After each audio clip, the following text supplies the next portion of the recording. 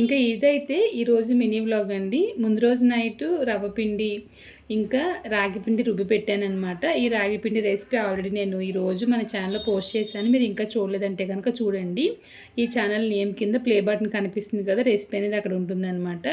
ఇంకా పిల్లలకైతే half day అనమాట. మధ్యాహ్నంగా వచ్చేస్తారు. పిల్లలు వెళ్ళిన వెనకాలే ఏం చేశానంటే సామాను అయితే తోమేశాను. తోమేసి ఇంకా ఈ రాగి పిండి ఇడ్లీ వీడియో తీయాలని చెప్పి ఫస్ట్ ఇడ్లీ వేసి ఒక పక్కన బియ్యం కడిగి పెట్టేసి ఒక పక్కన పాలైతే పెట్టేశాననమాట. ఇంకా మా ఆయనకైతే బాదం పాలు కలిపిచ్చేసి ఉల్లిపాయ చట్నీ అయితే చేస్తున్నాను. మిక్సీ జార్లో ఒక 4 మీడియం సైజు ఉల్లిపాయలు అయితే పెద్దగా కట్ చేసి వేసానండి. ఒక 4 వెల్లుల్లి రేకలు అయితే వేస్తున్నాను. మీకు టైం ఉంటే కనుక కాస్త వెల్లుల్లి రేకలు ఎక్కువ వేస్తే టేస్ట్ ఇంకా బాగుంటుందన్నమాట.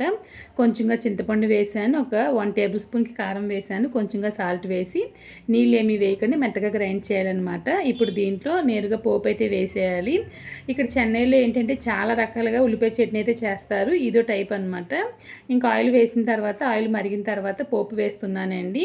ఆవాలు, మినపప్పు, ఎండుమిర్చి, కొంచెంగా జీలకర్ర వేసాను, కరివేపాకు వేసాను అనమాట. మినపప్పు బాగా వేగాలి. బాగా వేగిన తర్వాత పోపుని వెంటనే పచ్చడిలో వేసేయాలండి. కలపకుండా అలా వదిలేయండి. తినే ముందు కలుపుకున్నారంటే కనుక బాగుంటుందన్నమాట. కలిపేశారంటే ఇప్పుడే నూనె అంతా పచ్చడిలో కలిసిపోయి నూనె అనేది కనిపించదు. నూనెగా తిన్నప్పుడే బాగుంటుందన్నమాట. అది ఖచ్చితంగా నాకు కమెంట్ వస్తుందన్నమాట, నూనె ఎక్కువ వాడుతున్నారని చెప్పేసి.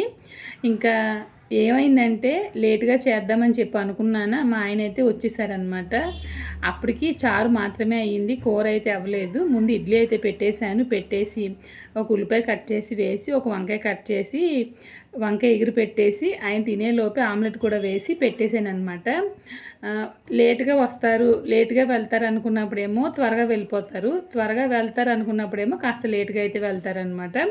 ఆయన టైం ఇచ్చారంటే ఎన్ని రకాల వంటలైనా చేస్తాను. టైం ఇవ్వలేదంటే కనుక ఏది ఉంటే అది వేసి అయితే పెట్టేస్తాను. ఇంకా ఆయన వెళ్ళిపోయిన తర్వాత కొంచెం ఇంట్లో పనులన్నీ కానిచ్చుకుని టిఫిన్ అయితే వేసుకున్నానండి. నేను రవ్వ పిండి ఉంది కదా, రొట్టె వేసుకోవాలనిపించిందని చెప్పేసి రొట్టె వేసుకుని సగం ముక్క ఎందుకు వేసుకున్నానంటే అట్లా రేకు చాలాసేపటి వరకు వేడిగా ఉంటుందన్నమాట. దాని మీద వదిలేసామంటే కనుక బాగుంటుందని చెప్పేసి ఇంకా నిన్న కరివేపాకు రైస్ చేశాను కదా, కరివేపాకు పొడి వేసుకుని ఉల్లిపాయ చట్నీ వేసి తిన్నాను. టేస్ట్ అయితే చాలా బాగుంది.